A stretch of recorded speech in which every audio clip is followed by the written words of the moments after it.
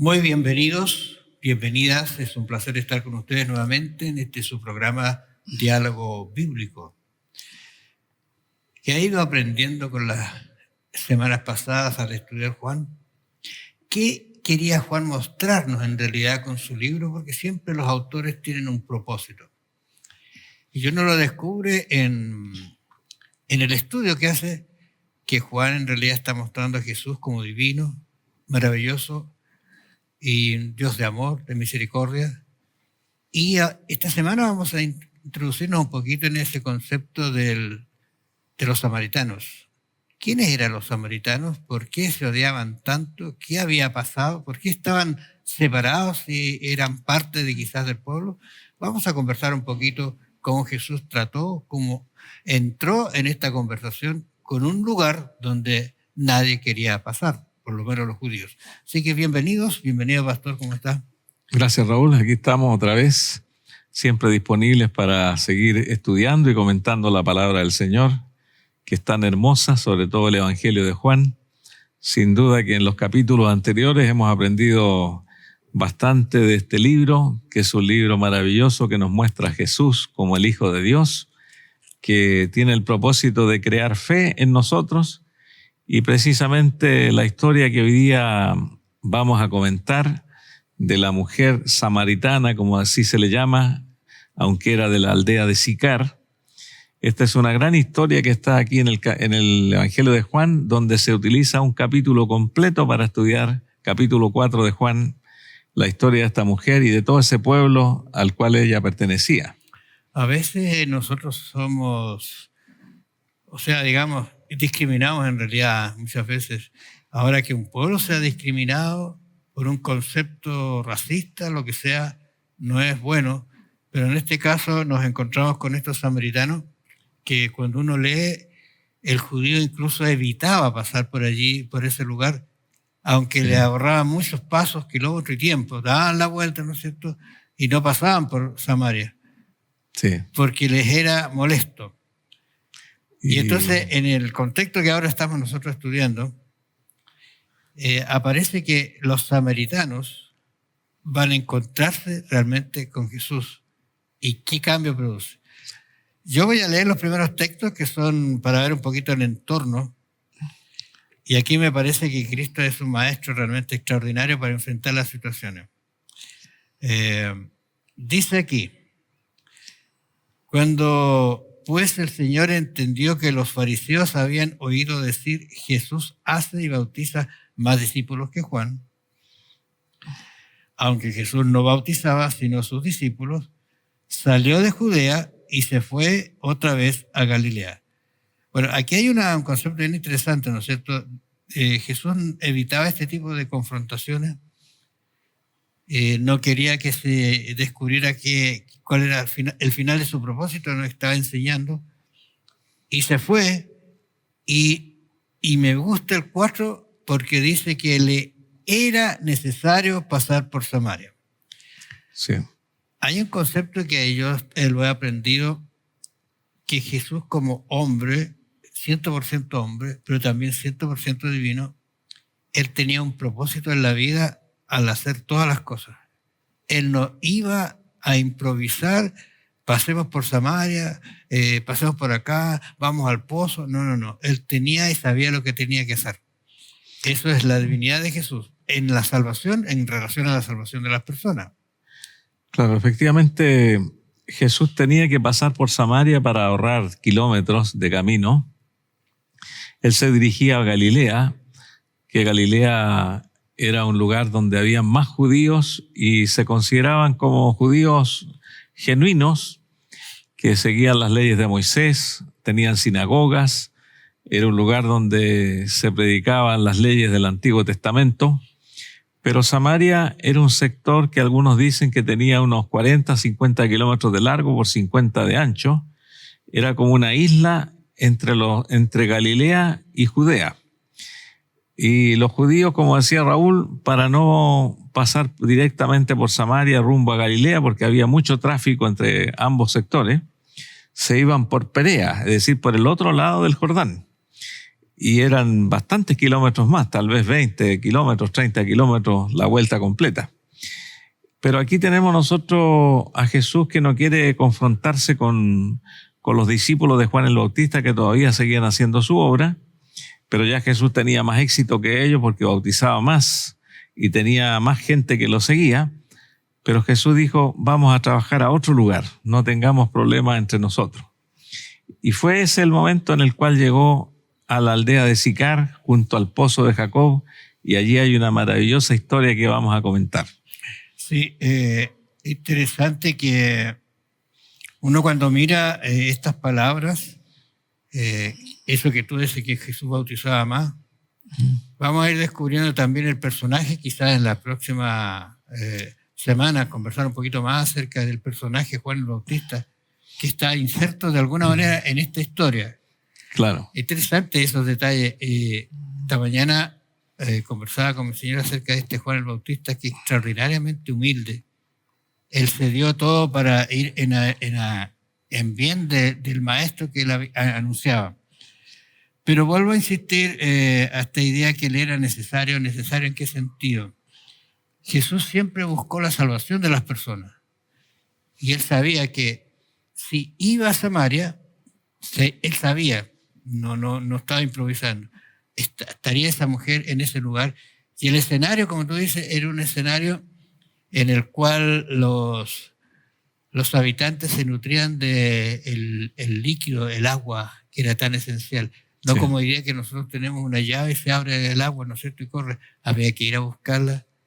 Y esa era una labor que se hacía muy temprano o un poquito tarde por la condición climática del momento. Claro, también. Efectivamente, ese pozo de Jacob tenía más de 2000 años, o casi 2000 años. Era un pozo que históricamente dice que algunas veces lo taparon, lo llenaron con piedra, pero lo volvían a abrir. Y en este momento todavía existe ese pozo. Dicen que en este momento tiene como 25 o 27 metros de profundidad. Tiene aguas corrientes de redes de agua subterránea que vienen de algunos lugares, ríos, y no se ha secado. Y ese era el pozo donde Jesús se sentó a esperar. Era la hora sexta, que son más o menos las 12 del día, en pleno calor. Jesús podía mirar el agua hacia abajo, pero no podía tomarla. Los apóstoles se habían ido a comprar, claro, todos juntos a la aldea de Sicar, y ahí quedó Jesús solo esperando. Ahora, el ambiente que estaba dándose, por eso interesante dice que cuando Jesús el Señor entendió, allí en el capítulo 3:26 de Juan se relata la situación. Dice, y vinieron a Juan y le dijeron, Rabí, mira, que el que estaba contigo al otro lado del Jordán, sí, de quien tú diste testimonio, lo dice, bautiza y todos vienen a él. Sí. Respondió Juan y dijo, no puede el hombre recibir nada si no le fuere dado del cielo. Vosotros mismos me sois testigos de que dije, yo no soy el Cristo, sino que yo soy enviado delante de él. Claro. Esa actitud de Juan es una actitud que revela que él entendía quién era Jesús, que era el Mesías, que era Dios, pero en la condición en que estaba, déjelo, él debe ir ahora hacia adelante. Por eso es que Jesús dice, se apartó para que no se produzca este problema.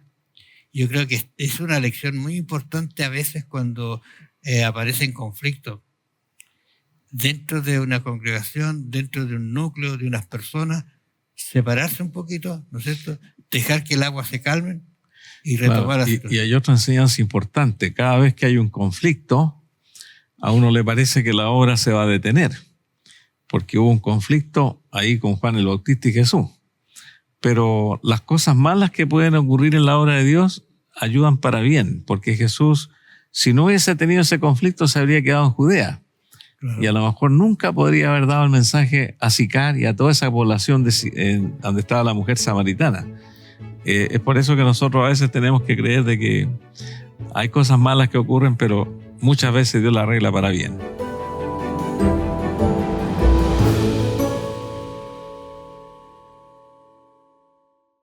Cuando uno mira los versículos siguientes, el capítulo 4, entra en escena ya la situación misma. Hemos visto el entorno, que está en una ciudad de Samaria, pero dice el versículo 5, quizás leo, vino pues a una ciudad de Samaria llamada Sicar, junto a la heredad de Jacob, dio a su hijo Jacob.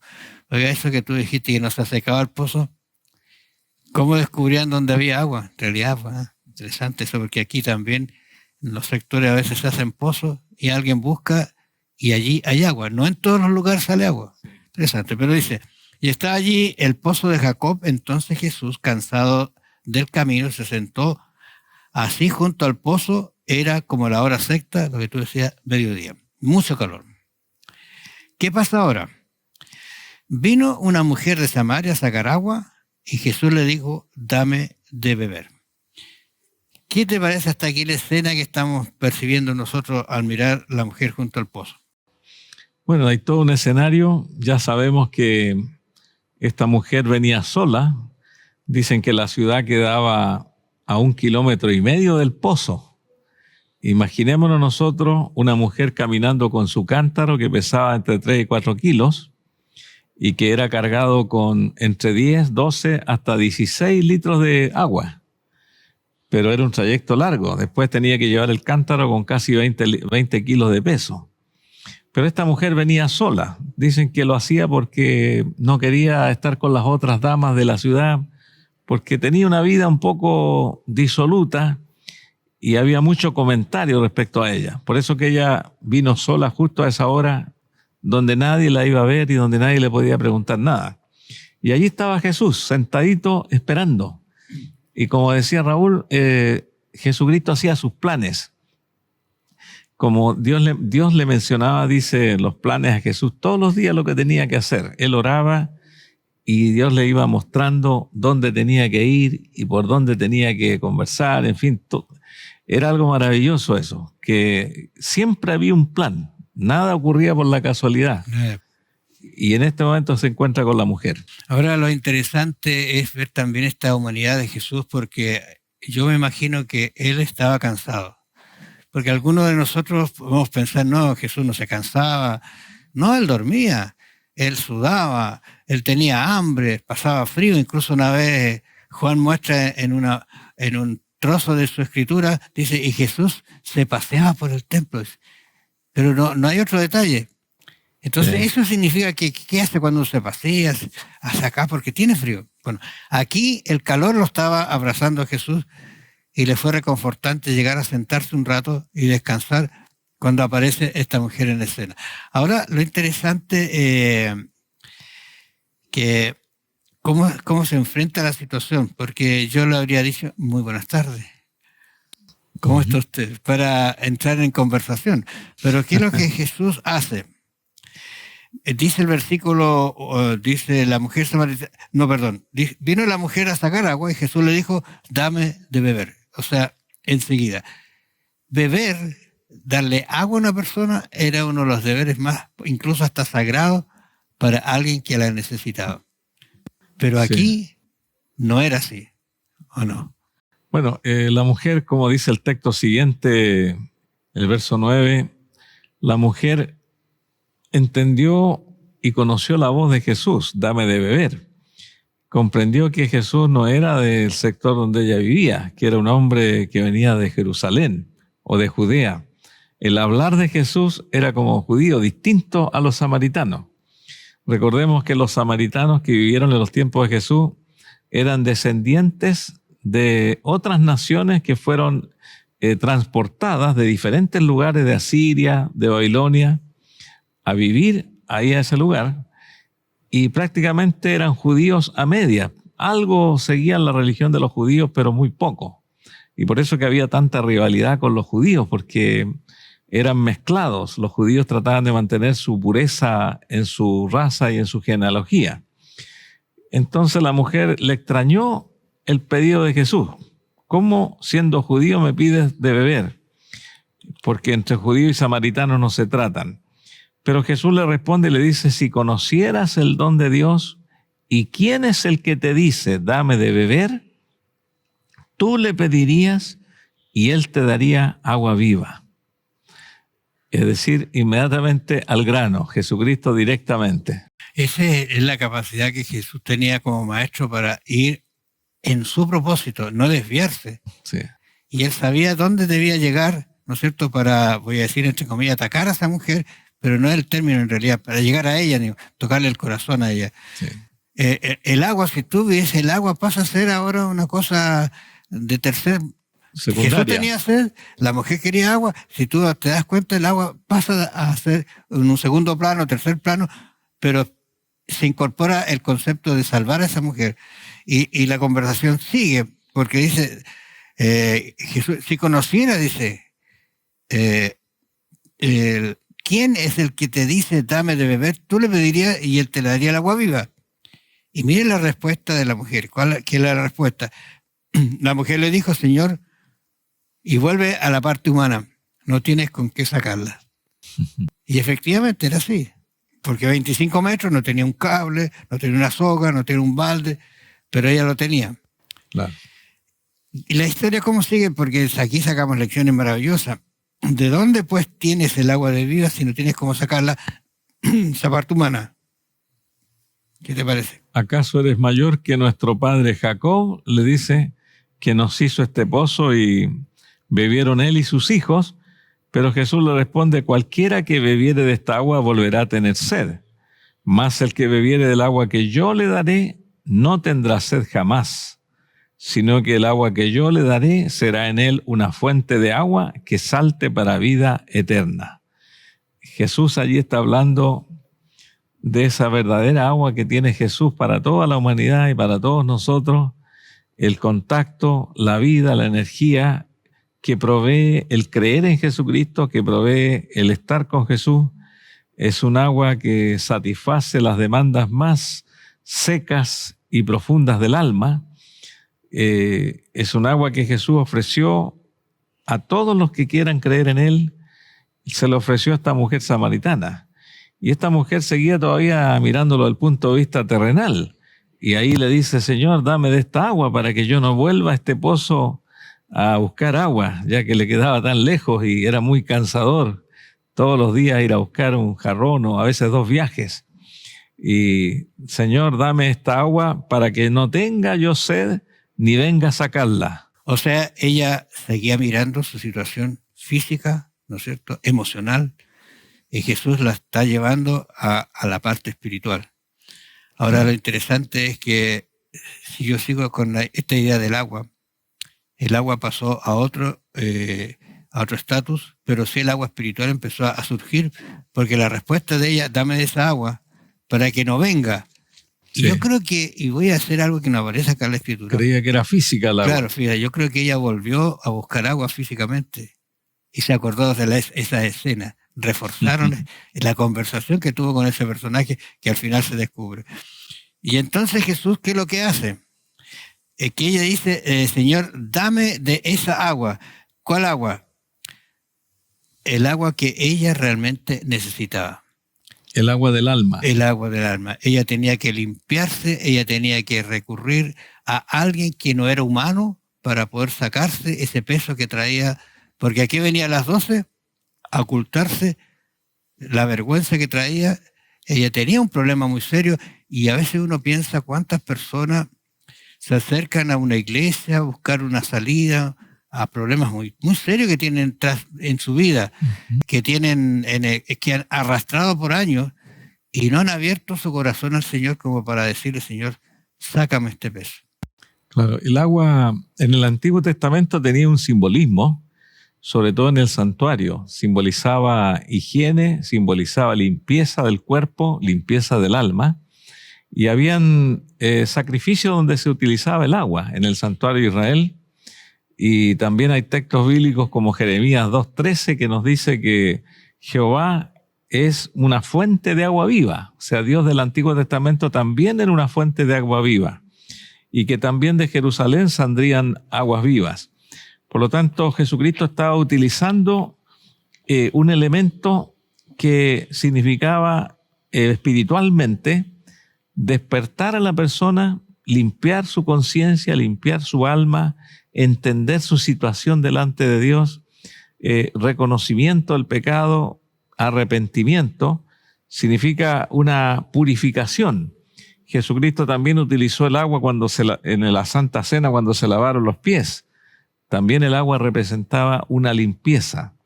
Es decir, Jesucristo le dice, yo te encuentro a ti como mujer samaritana con varios problemas, yo te voy a limpiar, voy a hacer de ti una nueva mujer, voy a hacer todo un proceso, yo te voy a dar el agua de la vida.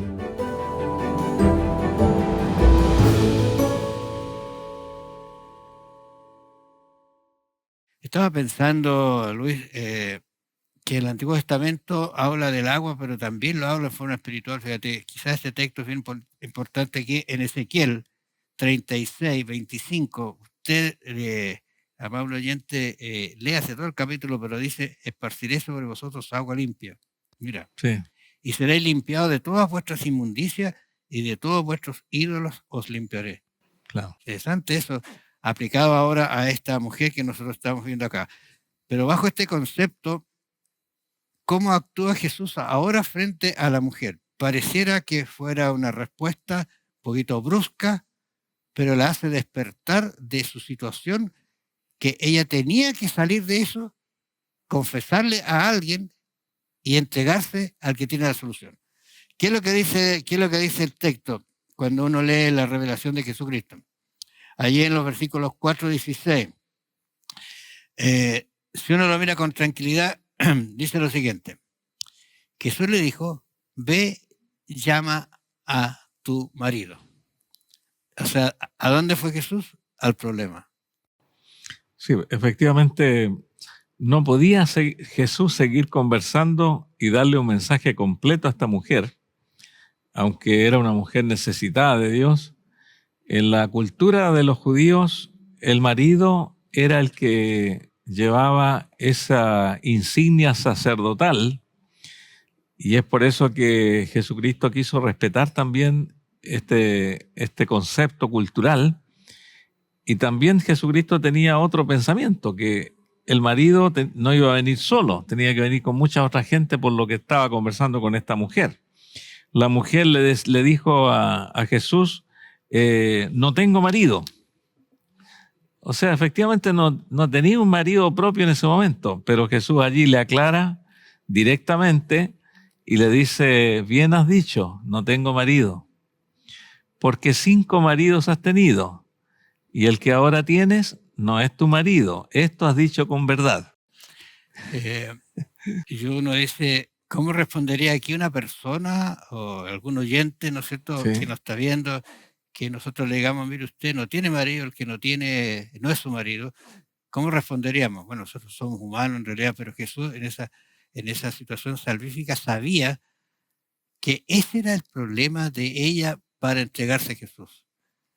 Y eso es lo lindo, porque yo creo que el Espíritu Santo actúa de esa manera en las personas, ayudándonos a hacer cómo llegar a una persona. No sé si a ti te ha pasado, pero a mí lo más hermoso es cuando tú estás estudiando con una persona la Biblia y de improviso aparece el deseo de bautizarse. Sí.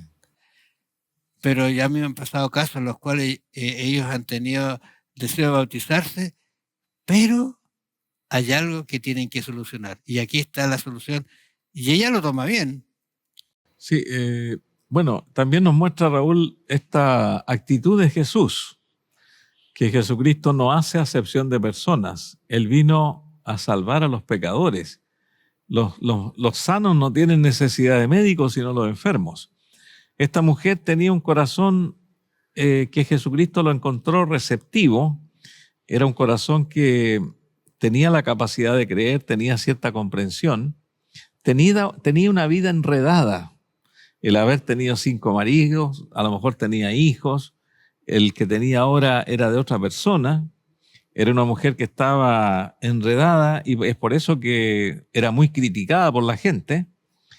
Sin embargo, Jesucristo vio un corazón que podía ser salvo, un corazón que podía cambiar y que podía reestructurar su vida. Así es que, por eso que Jesucristo no rechaza a las personas, aunque tengan tremendos problemas de cualquier tipo, Jesús los recibe. Porque el que arregla la vida es Dios. El que desenreda los problemas de la vida es Cristo. Así que la mujer le dice allí, me parece que tú eres profeta. Y luego le dice a Jesús para aclararle algo, nuestros padres adoraron en este monte, porque allí en Samaria hay un monte que está Gerizim, está Ebal también por ahí cerca, y los samaritanos hicieron allí un templo a los pies de ese monte. Sin embargo, fue destruido unos 135 años atrás, había sido destruido ese templo. Y yo creo que les quedaba el altar nomás. Claro, les quedaba el altar y los samaritanos seguían adorando en ese monte. Y la mujer dijo, bueno, esto está bien. Pero Jesús ahí le aclara y le dice, créeme mujer que viene el día en que no vamos a adorar ni en este monte ni en Jerusalén, sino que Dios busca a verdaderos adoradores que adoren al Padre en espíritu y en verdad. Qué revelación extraordinaria de Jesucristo, ¿eh? El concepto de adoración, cómo de allí su ministerio, su trabajo iba a ir hacia el mundo y cualquiera podía adorar donde estuviera. No hay necesidad de ir, voy a decir entre comillas, a una iglesia, aunque es necesario para esa comunidad, porque es necesario tener el apoyo de los hermanos, pero se puede adorar en cualquier parte donde tú estés, y de hecho hay historias de las personas que en la situación más inimaginable han clamado a Dios y Dios ha respondido su oración. Este es un concepto muy avanzado, porque como tú dices, Raúl, la gente iba a adorar a Jerusalén, al templo, porque ese era el lugar donde estaba la presencia de Dios. Y según los samaritanos, ellos tenían su templo también, tenían su altar, y decían, aquí está la presencia de Dios. Y si yo invoco a Dios en otro lado, no está. Pero Jesús abre la puerta, que la adoración al Padre y al Hijo ahora es en cualquier lugar, precisamente en los templos también, en cualquier templo donde se adore al Padre en espíritu y en verdad. Y ya no hay que tener la posibilidad de ir a hacer un tremendo viaje, como tienen algunas religiones del mundo. Hay algunas religiones que son varias, que tienen un lugar sagrado que las personas que siguen en esas religiones, por lo menos una vez en la vida tienen que ir a adorar y gastar dinero para darse un tremendo viaje, a veces cruzar el mundo, para poder llegar a ese lugar, porque allí está Dios. Y Dios está ahí más que en cualquier otro lugar. Entonces tenemos que entender ese concepto abierto de Jesús. Ahora uno se podría preguntar, ¿un judío habría pensado que un samaritano tenía opción a la salvación? No.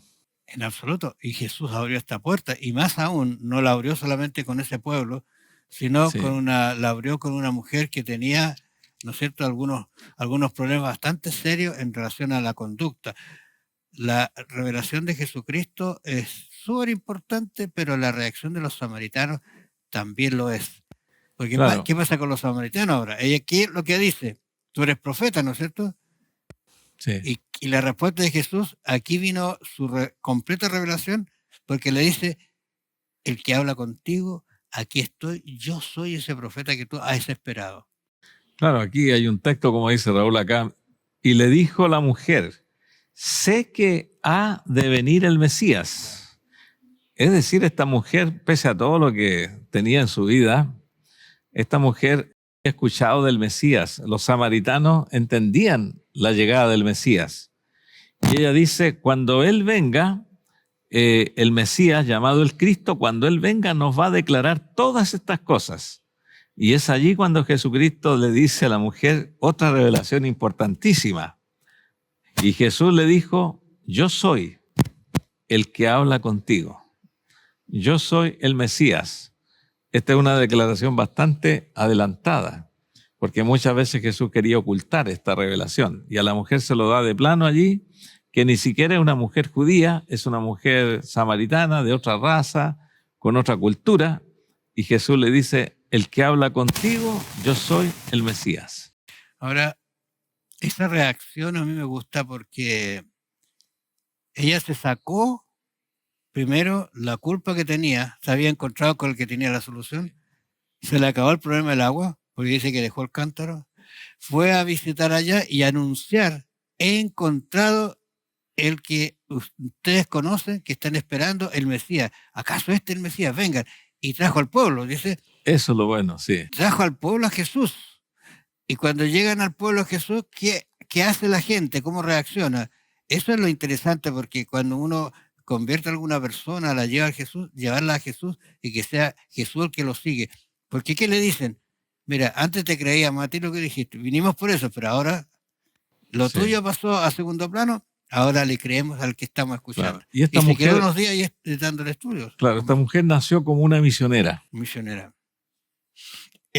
Yo estaba pensando que quizá algunos de nuestros auditores, no voy a decir que es como la samaritana, quizás hay algún problemita por allí que usted no ha solucionado, pero sabe que a los pies de Jesús hay solución para cualquier situación.